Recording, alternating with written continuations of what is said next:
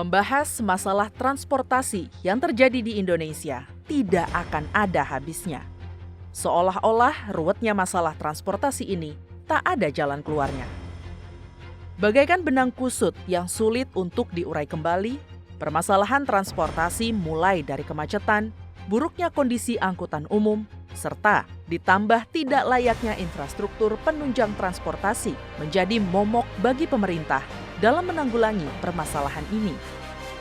Memang, mengurai dan menata transportasi di negara sebesar ini bukan perkara yang mudah. Namun, bukan pula suatu hal yang mustahil dilakukan. Pemerintah Republik Indonesia dituntut sigap dan jelas menemukan solusi, sehingga tidak terkesan abai karena persoalan ini menyangkut hajat hidup orang banyak. Di berbagai kota besar yang ada di Indonesia, masalah transportasi ini sudah sangat parah, hingga menimbulkan dampak kerugian seperti materi, tenaga, dan waktu bagi masyarakat. Buruknya kondisi pelayanan jasa angkutan umum di Indonesia merupakan faktor yang menyebabkan masyarakat lebih memilih menggunakan kendaraan pribadi ketimbang angkutan umum.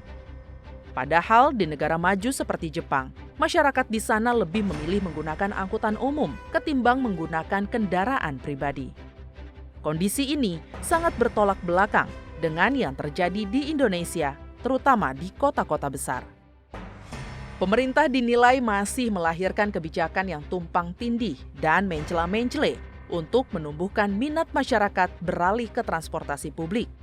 Perlu ada kebijakan yang sinkron dan terintegrasi untuk mengatasi masalah transportasi, terutama kemacetan dan populasi kendaraan yang melesat terlalu tinggi.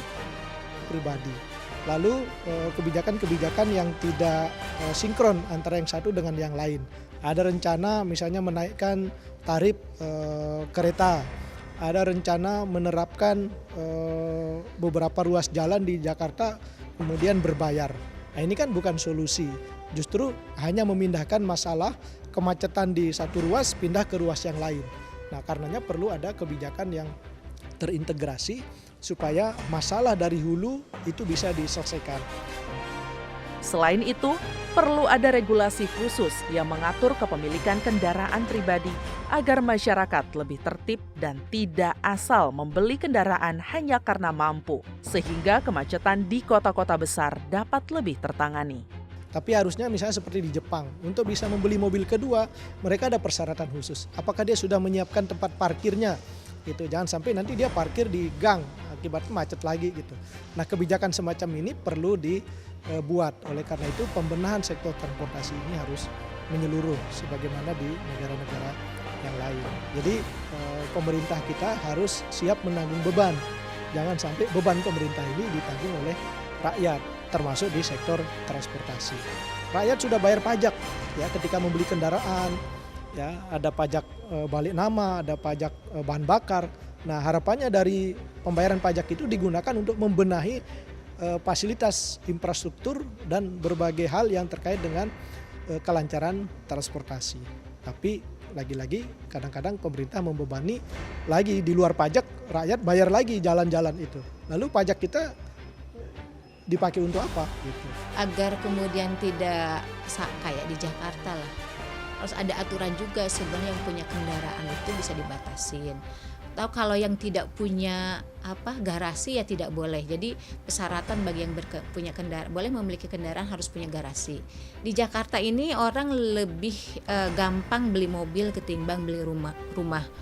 Orang banyak punya mobil tapi tidak punya rumah sehingga parkirnya di pinggir-pinggir jalan. Itu real terjadi ya. Makanya regulasinya harus ditata betul gitu kan. Untuk meningkatkan peminat transportasi umum, diperlukan upaya-upaya yang terpadu dan terencana. Pemerintah perlu memperbaiki fasilitas di terminal bus dan stasiun kereta, serta meningkatkan kualitas transportasi umum itu sendiri. Peningkatan pelayanan transportasi umum merupakan hal yang sangat penting bagi keberlangsungan dan kemajuan suatu kota atau negara.